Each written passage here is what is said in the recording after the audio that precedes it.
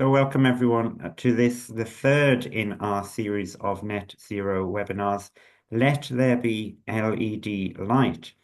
The recording and slides from the webinar will be made available on our websites after the webinar is concluded. So there's no need particularly to take notes or request that. You can just find them later and share those with your colleagues. I'm with my colleague Steve Collins, who's program manager for the three dioceses of Guildford, Portsmouth, and Chichester, and also with Matt Lockwood, who's communications and net zero officer in Portsmouth. Let's get going straight away. I'm really pleased to welcome David Birch from CES, who are an electrical and lighting company who've done work across our diocese. And David's going to give a presentation on LED lighting. Over to you, David. Well, thank you very much, Martin. Right, let me share the presentation. Well, thank you. Here we are. My name is David Birch, and I'm a lighting designer for a company called CES Lighting and Electrical Specialists. I've been working with CES for over 10 years, and in that time, we've helped hundreds, if not thousands, of churches renew their lighting to better support the worship in their communities, and rethink how the lighting can support their church. So I'll try and whiz through this presentation, and I've got a small section we can pause for questions at the end. So do save them then, or put them in the chat. I think Martin has set that up so you can put the questions through there. Right. So what is an LED? So Thomas Edison's original bulb heated a thin glowing wire, and most of the energy was lost in heat. Through the 20th century, alternatives were invented, which usually involved heating gas, so still using heat. And it wasn't until the LED was invented that we stopped heating things to make light. And that's why LEDs are so much more efficient than the traditional forms of light. I won't run through the list of all the benefits, because I'm sure everyone is familiar with why LEDs are better nowadays, but we'll touch on several of them as we run through the presentation. But one thing I want to make slightly more clear is that LEDs are often packaged in familiar shapes and sizes, but that's not always the best way to utilize an LED product. And hopefully that will become clear as we run through. So why do LEDs matter? Lots of churches are relying on 15, 20, 30 plus year old systems, which we're still trying to maintain. Replacing those lamps is getting harder and harder, mostly because the old lamps are being phased out, so they are no longer available or hard to get hold of if they are. But the secondary issue to this is the lamps are being phased out, or so are the fittings that the lamps are being fitted into. So it's not always a case of replacing lamps is best. But it's not also just about replacing what's broken. And we're facing rising energy costs, and we're also called to care for the environment. LEDs can be the answer to both of these issues, with them being much more efficient, lasting longer, and not having exotic materials within their manufacturer. This also can be an opportunity for improvement, not just a maintenance job. So let's tackle some common misconceptions. LEDs are cold and harsh. Not anymore, as I might say. When they were first introduced, yes, the ones that dominated the market were a horrible sort of cold blue color that you might find in the supermarket. That is no longer the case. You can get wonderful warm whites, and with the modern LEDs, you actually get really good color representation. So that when you have flower displays or you have a vivid altar cloth, the colors can really come out nicely in that kind of thing. Swapping bulbs is more simple. In some cases, yes, you can swap an LED out you can swap a traditional lamp out for an LED. But as I said earlier, that's not always the best thing to do. Retrofits don't perform as well. So if you're imagining you're squeezing all that modern technology down to a small shape-based containment to suit an old fitting, You're limiting what it can do. So it's not always best, although sometimes it can be the simple route. And LED upgrades are expensive. And my answer to this is yes, they can be, but it's an investment. It's one that pays back over the longer term with lower bills, lower maintenance. It's a big one, especially when your fittings are 20 feet in the air. And hopefully something that's more flexible and longer term. There's a really careful and fine balance between cost and quality that a designer hopefully would lead you through to find the right result. So the benefits and why design matters. So we all know the LED benefits. I've listed a few of them on the side there. But if you just switch out your existing lighting system for LEDs, you don't always notice a large improvement. We see lots of churches try and do it this way, only to end up with glare issues, cold white lighting, low light levels, or systems that just don't last. So if you were to employ some sort of designer, they look to protect and preserve the fabric of the building while supporting the use of the church. Local contractors and manufacturers are unlikely to be able to help in this same way. A professional can help you to get the feel and function you need. Even if your church doesn't have the funds, they can provide you perhaps a simple design process that can help you spend what you have got wisely and make sure the end result is practical and what you need. Possibly something that could be integrated into a future project as well. A designer is also able to help you through the approval processes or phasing works if you need to phase things to get them done. And I think it's also important to say at this point that we're not just talking about the glamorous lighting, not just the lighting that's lighting up the cross at the front or the person speaking. We're talking about the toilets, the corridors, the stairwells. This can all be LED, all be low maintenance, all be low power. So it's a global project. You can't talk about lighting without talking about controls. They're almost just as important. By having lighting controls, you're able to make the most of the system that you've got. So you're able to lower the light levels to save energy, to save on longevity. Internally, we recommend dimming systems with simple control plates, a little bit like the one you see on the right-hand side of this slide. This allows different settings, different scenarios of light to be pre-programmed into each of these buttons, which means that by the press of one single button, you can transition gently between those scenarios. This means that you can have a wide range of services preset and you can make the most of the flexibility your system has. If we're talking about outside lighting, then we can have things like daylight sensors that turn the lights on when it becomes dark, cloud cover or dusk, and then timers to turn the light off in the evenings at certain times. You can even have PIR sensors that turn the lights on when people approach. So all of these things together mean that lights don't get left on and you've got lighting when you need it and you're avoiding wastage. I'm going to show you a few case studies now, just so you get a reflection of what costs might give you. So don't be shocked at this first slide. We'll get lower down later on. So a high budget scheme. This is St Andrew's Stenning, a beautiful church, Grade 1 listed, and it's been there for over 1,000 years. So this church had all the bells and whistles. They had a desire to make the most of this really impressive building.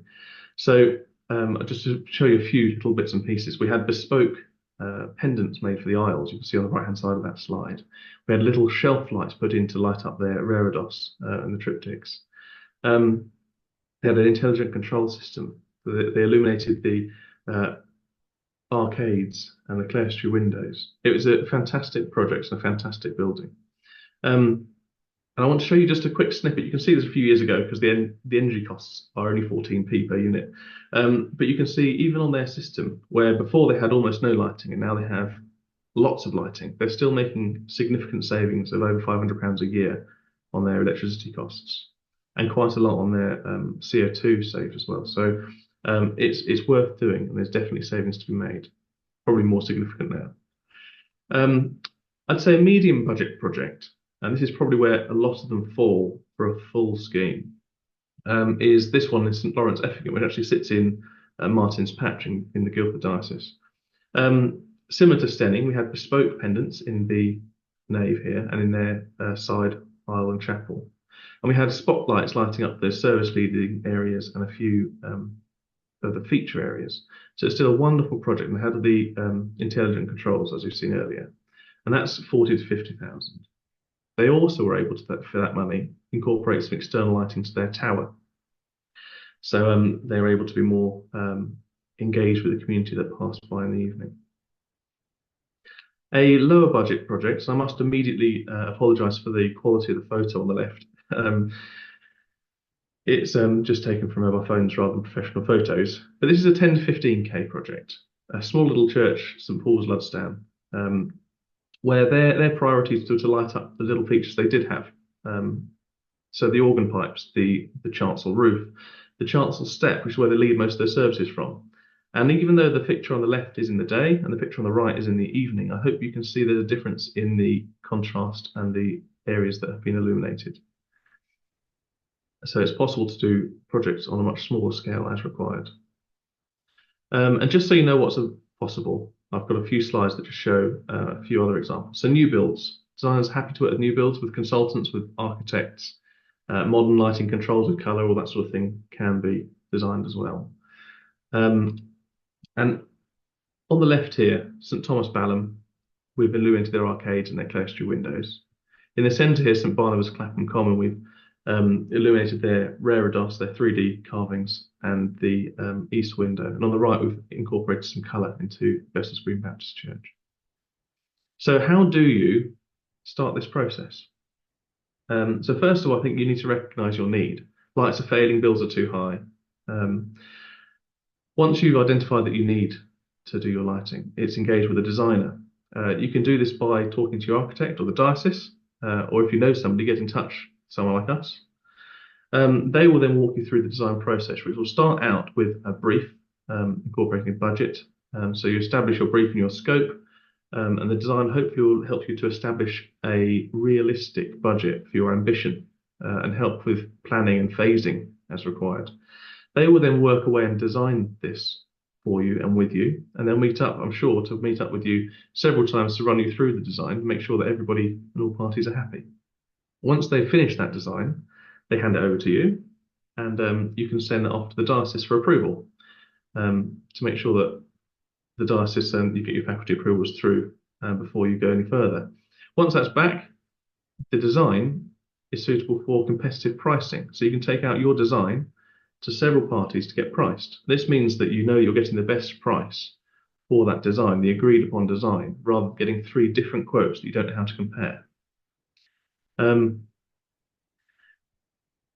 I think that probably covers everything I'd like to tell you. So are there any questions that immediately come up?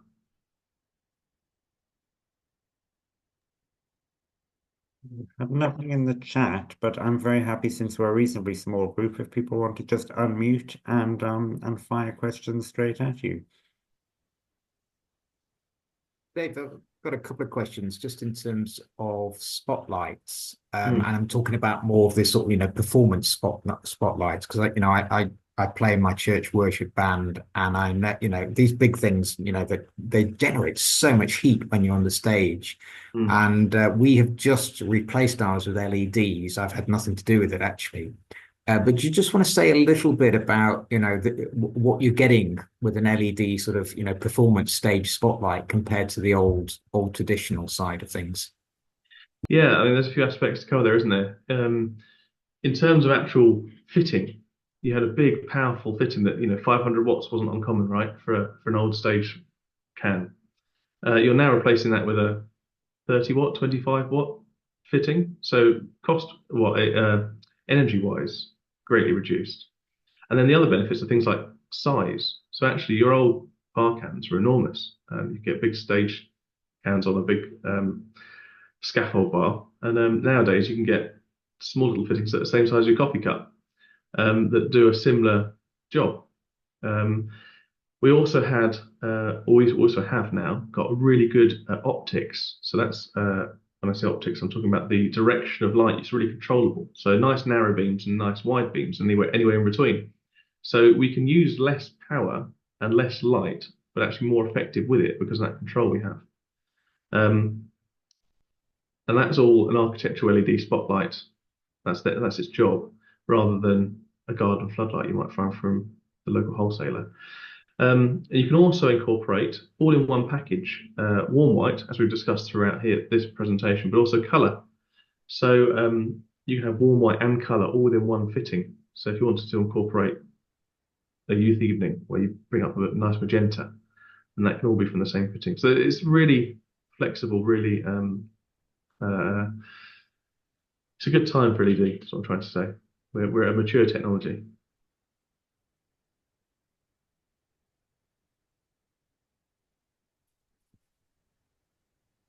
I have a question. Richard Storer from All Saints Lightwater. We've actually contacted CES to give us a quote for replacing our external spot lamps. But my question is, with colour, do you need special fittings to change your colour, or can you do it all from a control? Yeah, so you do need special fittings. Not every fitting is colour by default. So yeah, special fittings, and then you also need to work out how you're going to control that. And there's loads of different ways to control that. One could be through an app. One could be through a wire with a little color wheel on the wall. That makes sense.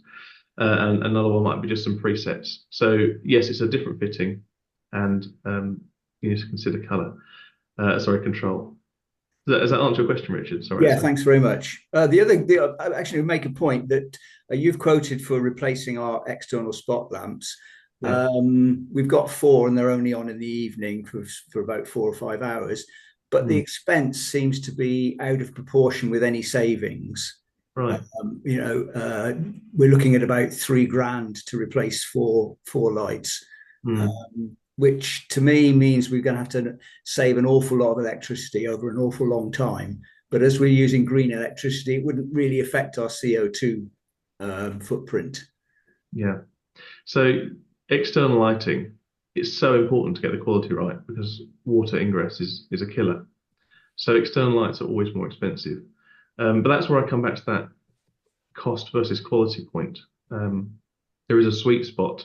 It's hard to necessarily justify an initial outlay of LED by its savings in electricity alone. I think you've also got to take into consideration the maintenance that's been reduced. But yeah, I don't want to oversell the cost savings necessarily as a seller. I think the benefit of the project comes from the increased flexibility alongside everything else. Thank you. Thanks. I think Anthony has a question. Anthony Rathbone, New Shoreham, Chichester Diocese. A couple of quick questions about LEDs themselves. Are they absolutely free of rare metals? I thought there was a small amount, but they were still safe to dispose of normally without having to go through special recycling. And the second question was around dimmers. I mean, dimmers with conventional lights generate a certain amount of noise and heat, or can do. Dimmers on LEDs, are there any downsides to them, or was it all less consumption? Yeah. So your first question about exotic materials. I'm not a scientist or a manufacturer, so I can't comment. All I can say is that we are able to fully recycle them, and from our understanding, if there are exotic materials in there, they're so small that we haven't been told that's any sort of issue. With regard to dimmers, yes, you're right. The old dimmers used to hum, didn't they, as they went up and down. We're away from that now. We use digital dimming almost exclusively. Even if you're keeping your old wiring, there's ways around it. So modern dimmers won't hum. You'll have nice, smooth dimming through the range without the noise. I do want to add a slight caveat, is that old lighting used to dim up from 0 to 5% really smoothly at the very low end. You can't quite do that with LEDs yet. You probably have a jump on to 2 or 3%, but beyond that, it's lovely and smooth. All the way off is smooth. Thank you. Yeah. So I think we will move on now. But David, I think you're going to hang around for the rest of the webinar. And at the end, we will take general questions in case anything more springs to mind. But if you've got any more questions that you think of as we go along, just pop them in the chat, or indeed save them up to ask at the end.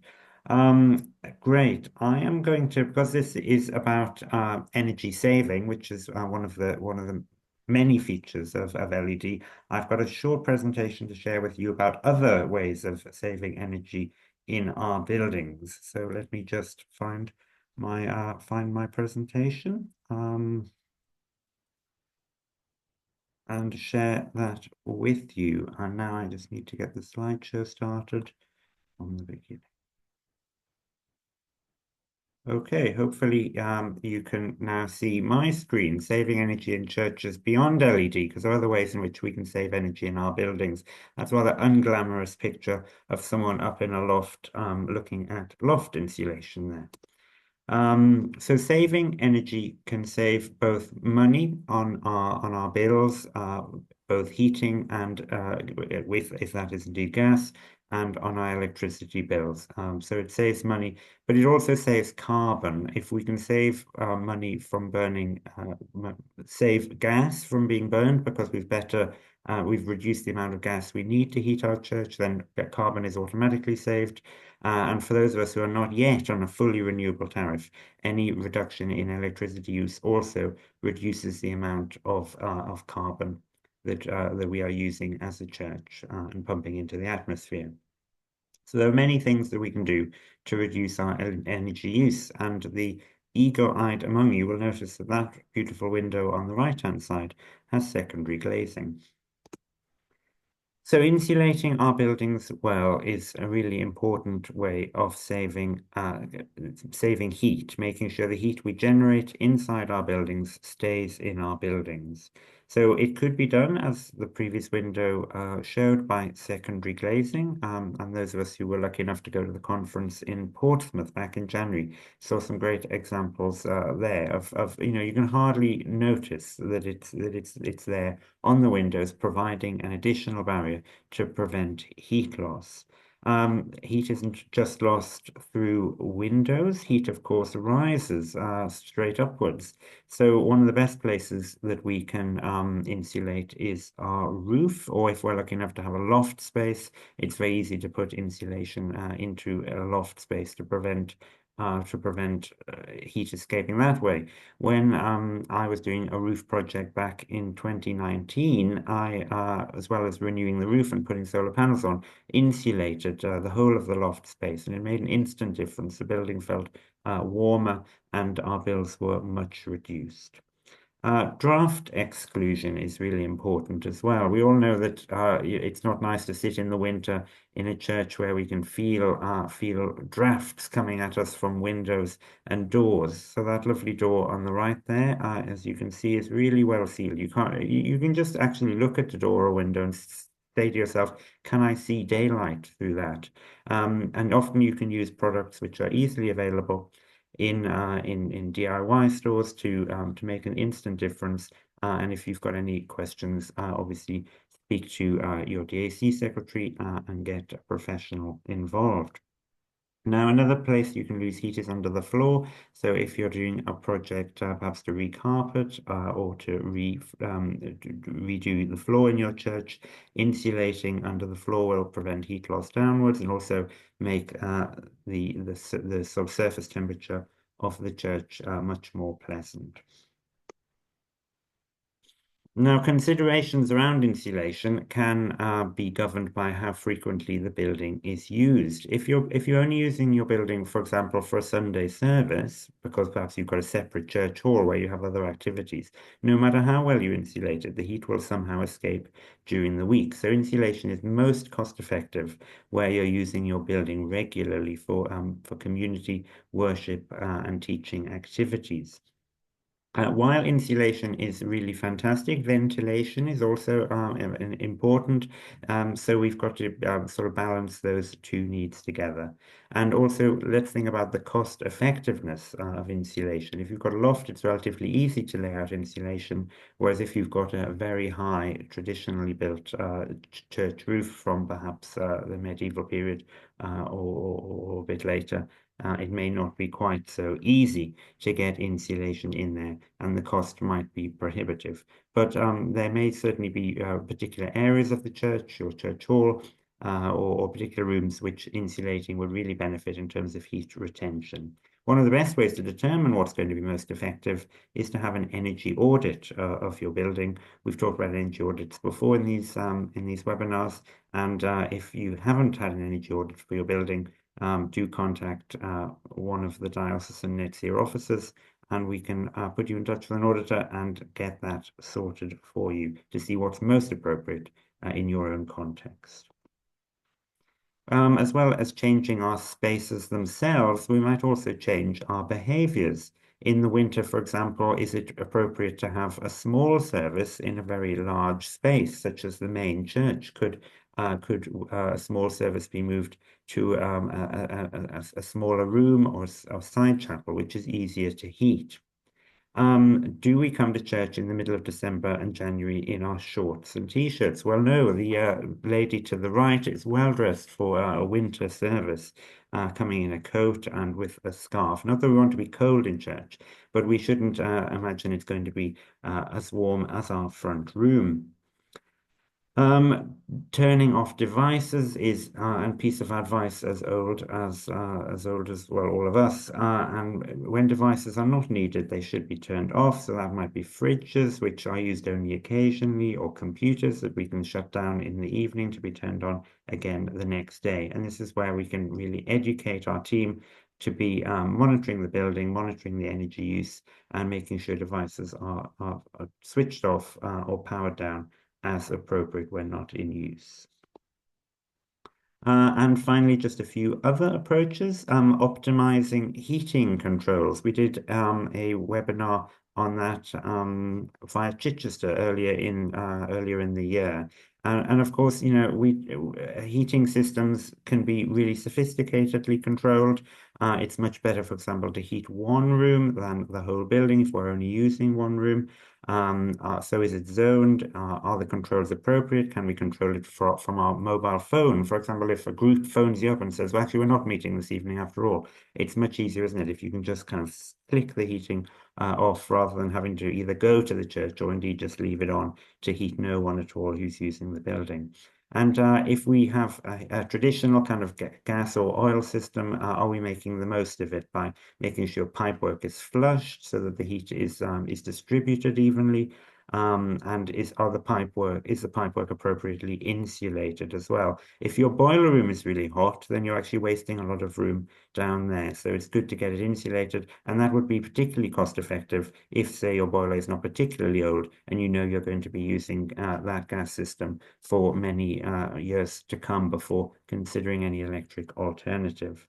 And something David mentioned in his presentation is about sensors, which can switch either a light or heating on when you enter a space, and conversely switch it off when the space is no longer occupied. So you're not left with heating or lighting being left on, for example, overnight after a hirer has used your premises. So those are just a few ideas of other things we can do to save energy. If you've got projects in train in your churches, whether lighting, heating, insulation, etc., I'd encourage you to speak to us, and we can help you look for what grants might be available and help you with the planning of the projects. Right, I'll hand over now to Matt, who's going to introduce our case study from Portsmouth Diocese. Thank you very much, Martin. So joining us this afternoon is Giles Chapman, who is part of St Luke's Church in Southsea. He's also the chair of our DAC group.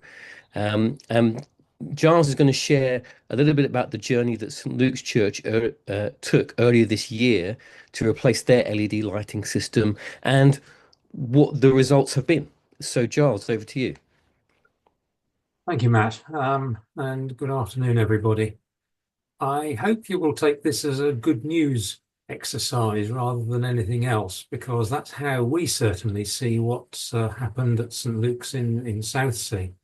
To give you a little bit of background for those of you who don't know the church, it's a Victorian Grade II church right in the centre of Portsmouth.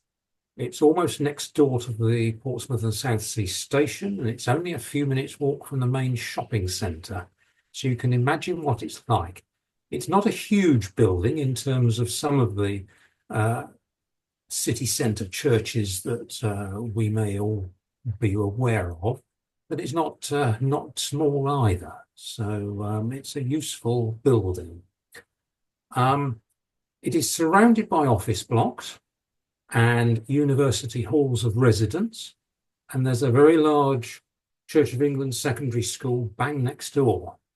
So you've got some idea of what it looks like.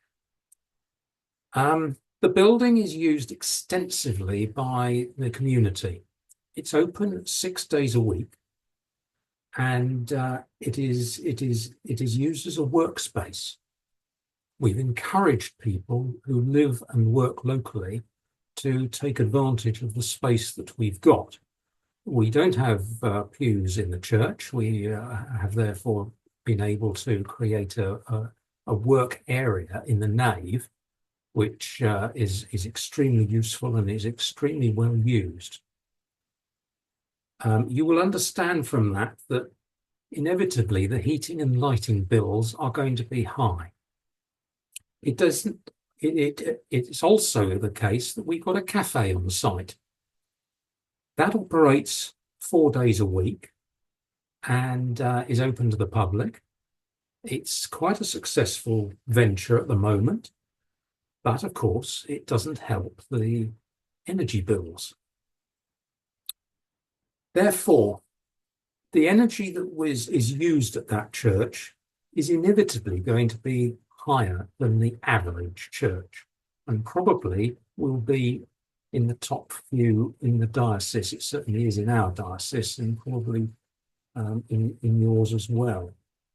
So saving energy cost was a prime aim of the PCC, and when the opportunity arose last year, the PCC went into changing the scheme for changing the lighting system entirely.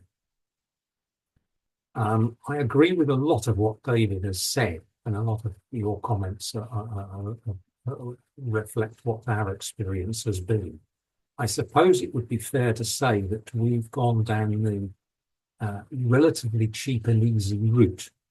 We had a large number of lights at a high level, in effect spotlights. And what we've done is simply to replace those.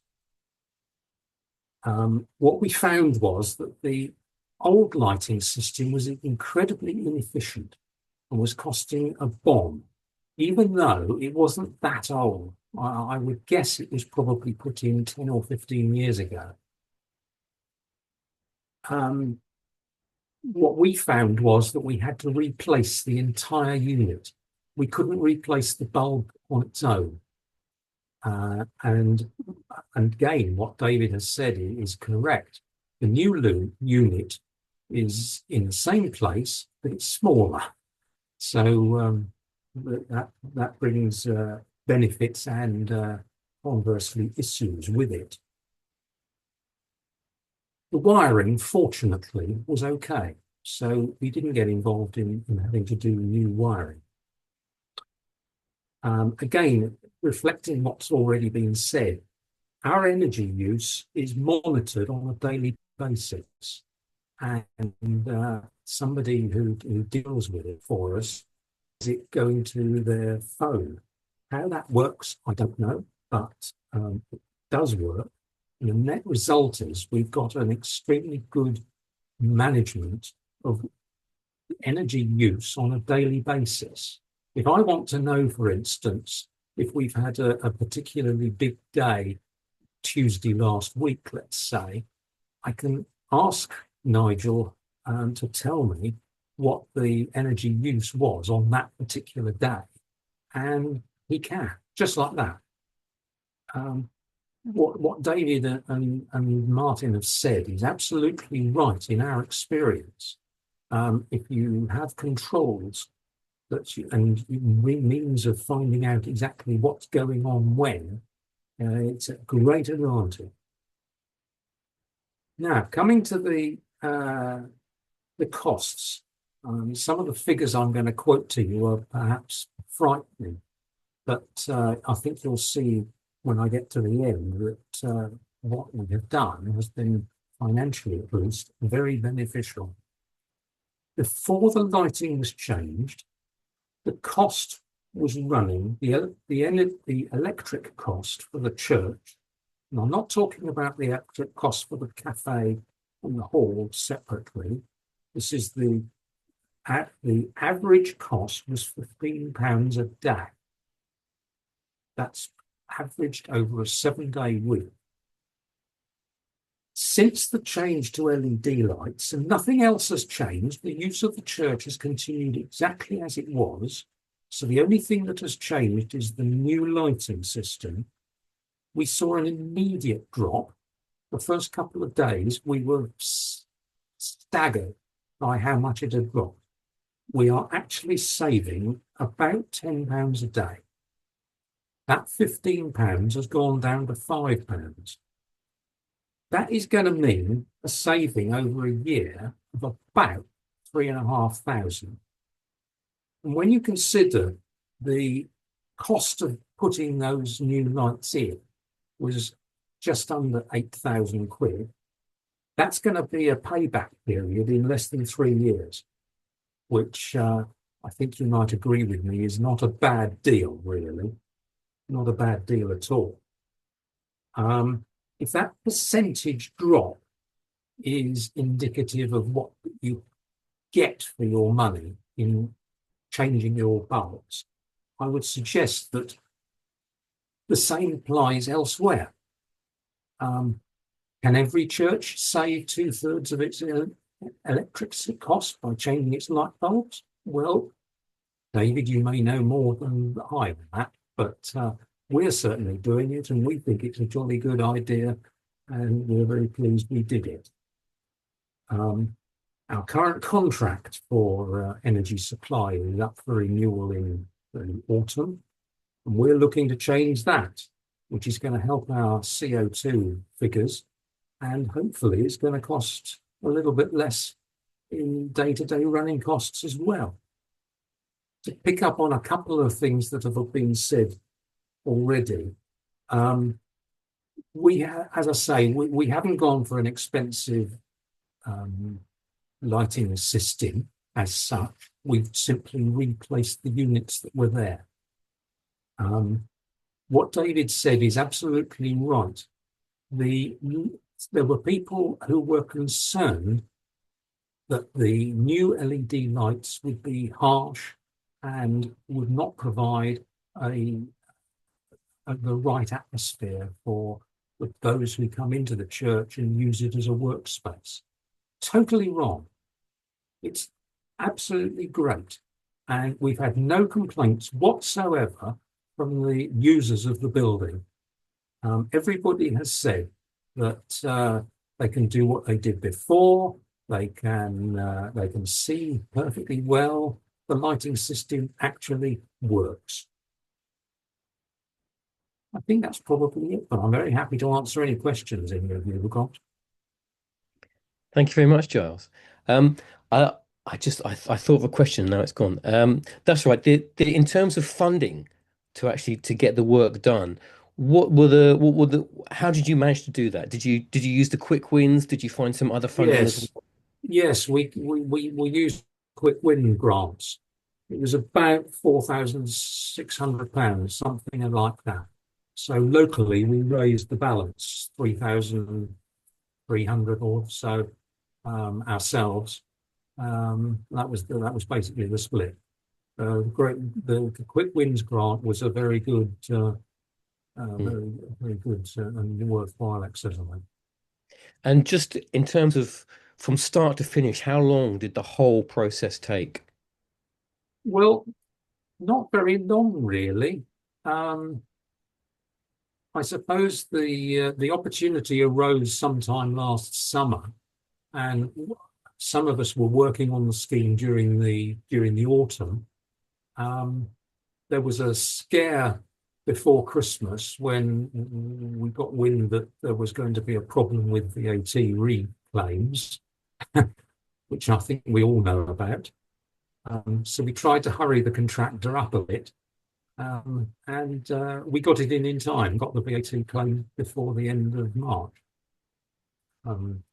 Fortunately, as we know, they've extended it for another year, but whether that will continue is another matter. But no, it didn't take that long to do. And we did basically the exercise that you outlined earlier, and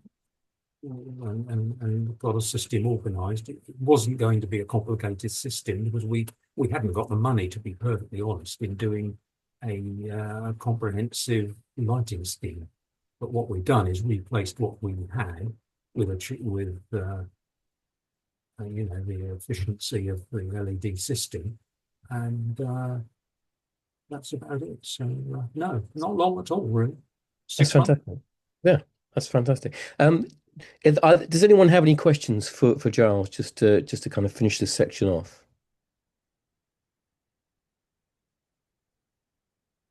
Well, I'm going to take that silence as no, everyone's very happy, which is great. So Martin or Steve, do you want to take over? I'm very happy to. Steve, have you got any comments or questions to make before we finish? Just a couple of comments. Just Martin, what you're talking about in terms of behavioral change and winning people over to actually change, it's sometimes really difficult. And I think one of the most powerful experiences I've had of that, it was towards the end of winter, was when we had a thermal imaging camera. And Martin, you've seen the photographs, but I went into the church at night. It wasn't a particularly cold day, and I closed the blinds on one window, and the window next to it kept the blinds open, and then went outside a few minutes later to take a photograph. And the thermal imaging camera just showed such an incredibly stark image between the heat loss with the blind closed and the blind open. And then I sent it around all the leadership team at the church. And I think in terms of, the reaction I got in terms of wow, and then seeing blinds beginning to start being closed in the evenings, the following weeks, it was really powerful. So just to say that we will have thermal imaging cameras across the 3 dioceses. We've got them in 2 already next winter. And so very happy to sort of help people look at what they're suspecting and communicating it as well. I just as you were talking there, Steve, you mentioned about mindset change. I thought of another question for Giles, if that's all right, if we can come back to that. Giles, you mentioned about people who, when you were initially talking about the project, people being concerned about the harshness of the light and all that kind of stuff. How did you, as a team who are leading this project through, how did you speak to people and help people understand how it was going to be, and how did you deal with any conflict or resistance to the changes? It was actually quite difficult because without taking somebody to a church that has had LED lighting installed, it's difficult to prove to them what it's like. And there's a perception out there that, as David said, there's a perception that LED lights are harsh. And I think we just try to persuade people by talking to them that no, they're not harsh, and actually it's going to be okay. We got LED lights in our homes, lots of us, and do they actually cause a problem? Yes, I suppose some of them can be harsh. If you've got an LED light that you're using as a floodlight and you're wanting it, then it might be. But your normal LED light in your house is not a problem at all. And I think that's one of the things we persuade people to do. And to look at what they've got at home and say, well, is that harsh? No. Well, okay, why is the church light going to be harsh then? And it seemed to work. Yeah, brilliant. That's brilliant. Just to close this section up, then thank you so much, Giles, for sharing about St. Luke's. I've got great affection for St. Luke's because I did my reader training at St. Luke's, and so it is a really lovely church, and it was always really nice and warm when we were studying there on Tuesday evenings. And even before they had the LED lighting, the lighting was good, but you could tell it was old and needed updating. So I'm really pleased that they've been able to. Because there's so much that goes on at St. Luke's all the time, and it's exciting to see that the energy saving that you're making there, all that money can be reinvested somewhere else, which is brilliant. Yeah. So that's exciting. Thank you very much, Charles. Thank you. Great, thanks. I think Steve, you wanted to say one more thing? Yeah, just about data, and it's really good to hear Giles say there how immediately they were able to see the difference, and I think that's powerful in terms of reinforcing the good decision you've made, but also in terms of remembering that probably the vast amount of carbon that our congregations are emitting isn't actually in our church. It's in their homes and everything. So being able to sort of share that information. And I had a case recently over in Chichester where we heard back that this is heated cushions, but they basically said these things are just so expensive. And something had happened with their energy tariff, and we discovered when we went out there to look at it that they were paying over 60p per unit of electricity. And it was actually that was the issue. But it's just, again, the value of looking at the data that you've got and analyzing it actually is incredibly valuable. And the more we can encourage and equip churches to do this, the better. Thank you, Steve. That's really helpful, and data indeed is really helpful. I'm grateful to both Giles and David for bringing some really good figures to show us the savings can be made and reinvested in other areas. Great. So, as I said earlier, the recording and slides will be available within a few days. So look back to our websites and you'll find them there if you want to send them on to colleagues or other parishes that would be interested in the presentation. If you've got any follow-up questions, just ping them across to Matt, Steve, or myself, and we'll direct them, either answer them or direct them to the correct person. Our next Net Zero webinar will be at the same time on the 25th of June, and will be the first of 2 webinars looking at church heating. So we'll take an overview of how we might heat our churches in a net zero manner, and in the first webinar, particularly looking at heat pumps. Please do sign up for our eco newsletters. We have one in Guildford and there's one in Portsmouth, and Gareth runs a network in Chichester as well. It's a great way to find out not just about webinars, but about all the other resources, grants, planning, conferences, and so on that we're organizing across the diocese.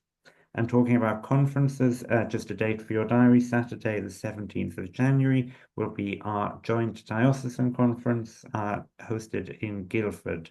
So hopefully we'll see a lot of you there for an inspirational day. Rather boring, but if your church hasn't yet submitted your energy data for your energy footprint tool, the clock is ticking. So please either do it yourself or get your parish administrator or your treasurer or someone like that to put your data in for 2024. We want to be as close to having a full data set as we possibly can. Matt achieved that in Portsmouth last year, and we're trying to get similar in the other 2 dioceses as well. And as I say, just to wind off, if you've got any questions, need any support around net zero energy saving, we're always really pleased to hear from you. I hope you found today helpful, and I shall sign off and say goodbye.